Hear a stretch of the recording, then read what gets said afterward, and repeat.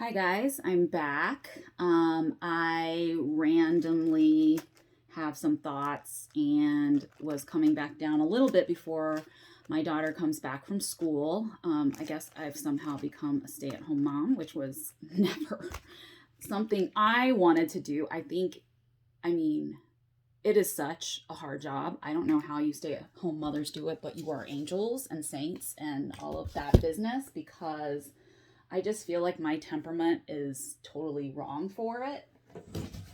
But I try my best, which is not always awesome.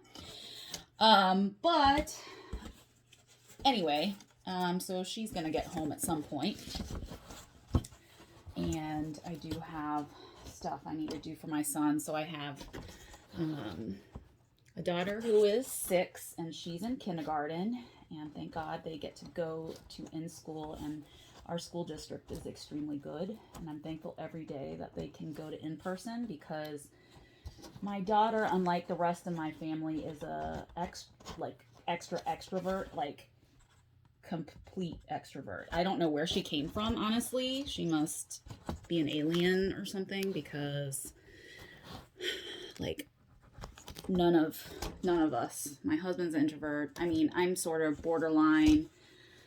My son is probably borderline, but definitely more of an introvert. And she's just like, if I'm without people, I'm dying.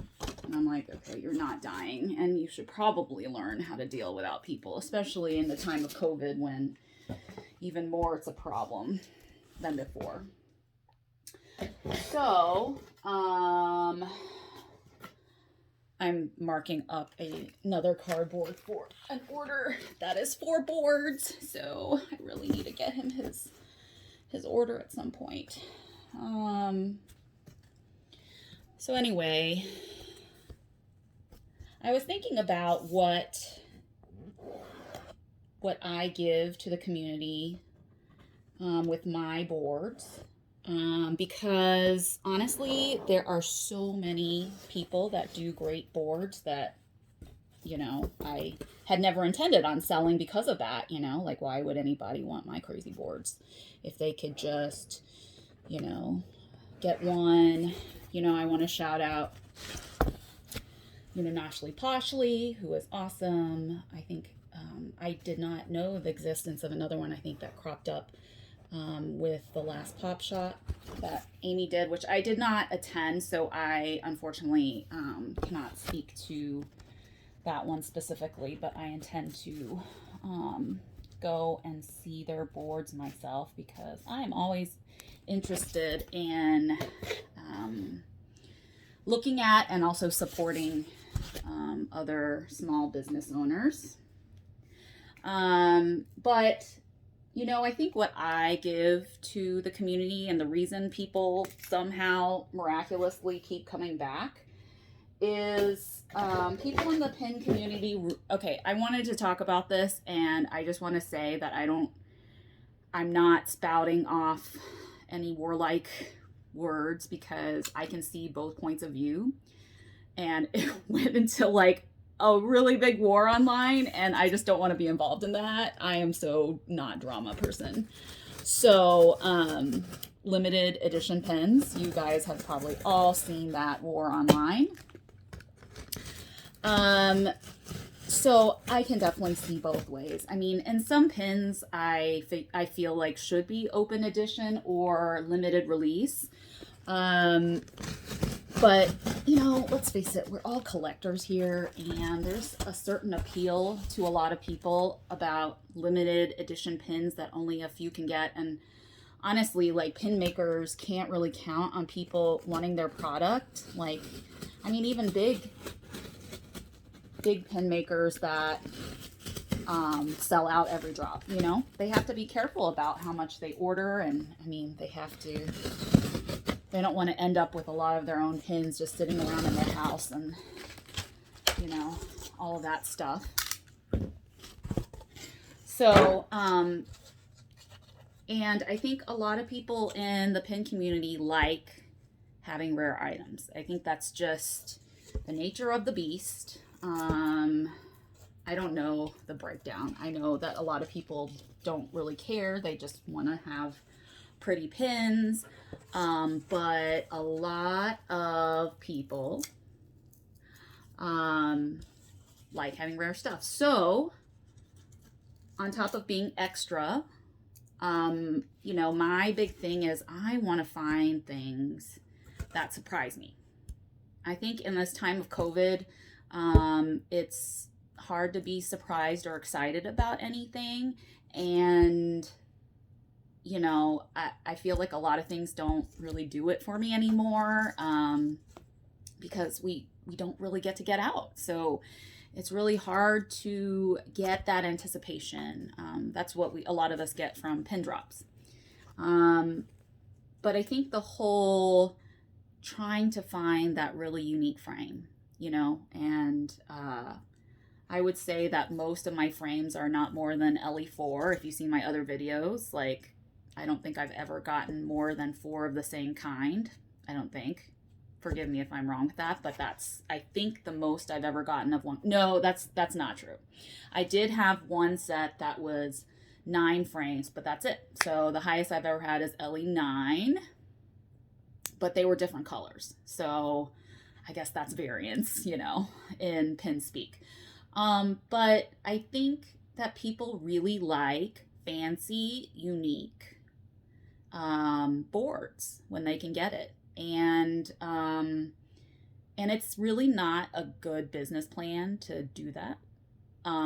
So if I were needing to make money for my family, this would be like the worst business plan ever, because the time and the effort and the gas and et cetera, that I have to put into this sort of thing, investments, materials, products. I keep buying more and more materials. It's kind of ridiculous. You know, it's probably not worth it, because you want a product that you buy the minimum amount of materials, you churn them out, they're all the same, so you get better and better at something. I mean, it's the whole assembly line worker phenomenon, right? You want to have the best product, the most uniform, all of those things. And it's all about mass production. I mean, that's how you make money, right? But, you know, I really didn't get into this for that. I think in my heart of hearts, I've always wanted to be a master artisan of some sort. I did not think that would be pin boards. I didn't even know there was this whole underground world of pins. But I think people really like that. I think people really like that I hunt and find a frame specifically to match them, their personality, their vision, and fit it to them. And I think that, you know, that's really really speaks to them. And a lot of times it is an LE of 1. Like, I'll be like, this is the only frame, and people will say, oh my gosh, I really love that frame, I want one. And I'll say, sorry, that was the only one. You can custom order something yourself and give me the specifications, and I will find it for you, but I cannot find you that exact frame again. So I think people like that. They like knowing they're the only one, or one of the only ones, that has said item, and they can show it off with their pins and be like, look at my gorgeous board. I mean, really, people, this is awesome. And I can provide that, but it's not about the money. It's about making the best product, the best unique product. I mean, people make the best product all the time, and honestly, like, the people who do the same thing over and over and over again, they are the ones that will master whatever one technique it is, and they will probably come out looking perfect. My products are handmade, especially if you tell me to experiment, which I'm happy to do. I can't guarantee that it's like 100% no flaw rate, blah blah blah, but I will do my best to make it minimal flaw and very functional for you and very beautiful. But just the nature of what I do, I mean, I don't get brand new frames. I get vintage frames for the most part. They've been owned before, maybe. But they're kind of like your old pins, right? Your old pins um, that you have been saying that this is your grail forever, have been on your ISOs and your stories forever. And, you know, you just keep hunting, keep hunting. I mean, that's kind of what this is. I hunt for a long time for exactly the right frame for you, but the difference is there's not 50 of them, or there are not a lot of people who already own it and you can lust over. It's like you, and that's it. Which I think appeals to a lot of people. Ooh, perfect fit. You know, I just like to make sure that, here, I'll show you guys. And I like to make sure that my cork that I cut out is a perfect fit before I do anything. And sorry for my awesome Ravenclaw pajama pants. You're going to see a lot of pajama pants going on here. They're just comfortable, okay? End of story. So, yeah, I think that's really why people come to me.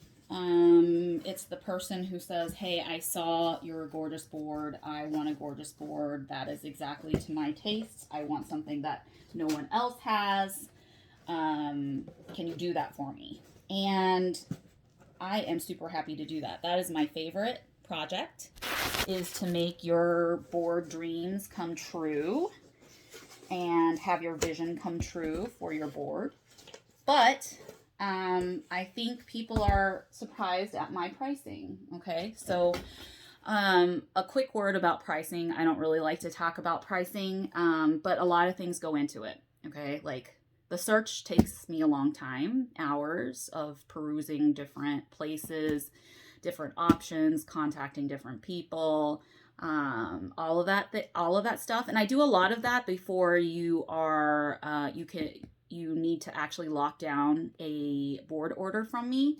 But you probably should go into a custom order, and I should state this at the beginning too, that it's not going to be cheap.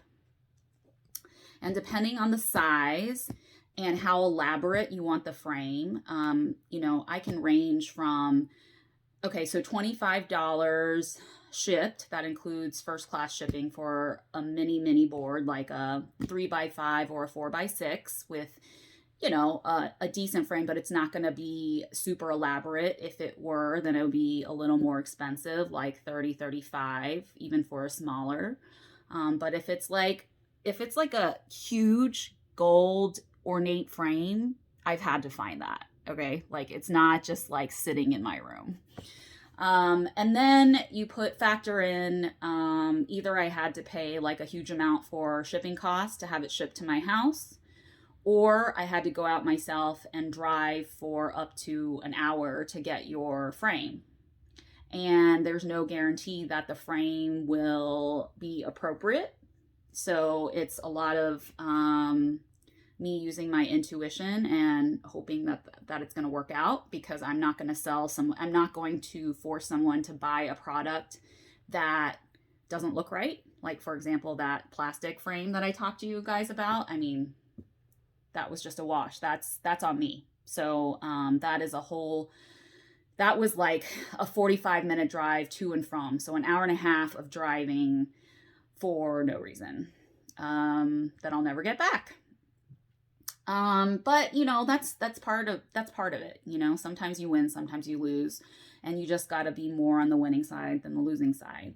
So you have that, you have all my supplies other than the frame. So I think people think that if the frame was a great deal, which even if it was, there's all these other associated costs with it that I have to pay for.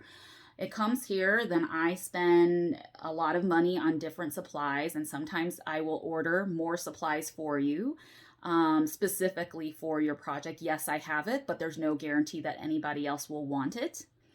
You know, I allow people to experiment. Yes, but I do want you to pay for said item. You will not have to pay necessarily for the work that I put into it if it doesn't work. I just want the cost of the said item that is tried out paid for.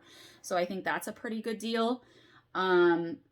So there's the fabric, and I've ordered more colored fabrics just because people want different colors, but having a varied amount of color is a cost. It would be much cheaper for me if I just bought one color and used it on everything, but that's just not what I want to do. I want to give you guys more options.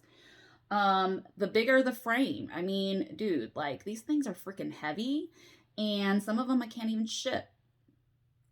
So all of this, and there's screws, there's tools. Sometimes I have to get new tools. I have to get different paints. I have to try different techniques. I have to use different material for different shapes of the board, which I'm doing right now. That's more expensive.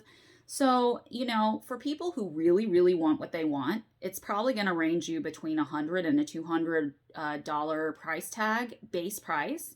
And then on top of that, you have to have shipping costs. And if you stay within my limits, I try to keep it between $10 and $30. The biggest board, I think the most expensive shipping cost that I can ship was close to $30, but that was me shipping 3 boards to someone. So, in one box. So, I think I'm pretty reasonable from that standpoint, but, I get several people. It was not just one person, so I'm not calling out anyone. This is a phenomenon in the pin community where they say the maximum I can spend for any board, regardless, is $50. And, I totally get that, it's like that whole phenomenon about, I don't want to spend any money except on pins, but when you take a step back and realize, what am I doing with these pins? Some people do want to put them up on the wall and show them off. And the way to do that is finding a frame that fits your pin. And if your pin is fancy, you don't want some crappy board showing it off. You want some gorgeous, exactly what you like, because I've had those boards before and I just kind of look at it and don't want to hang it up. I don't know if any of you have had that experience. So that is why my prices are higher, but you get exactly what you want. And I will hunt till the ends of the earth. If you don't like what you see, I will hunt until you see something you like. And my customers tend to come back a lot. So most of my customers have ordered 3 or more boards from me and are very happy with the product. And so I think that says something. It makes me very happy. So, if that's something you're willing to risk with me, I would love to work with you. And I will do my best to make it happen for you. So anyway, I will sign off with that. I think my daughter's about to get home, but I hope you enjoyed this segment and we will be back later. All right, bye.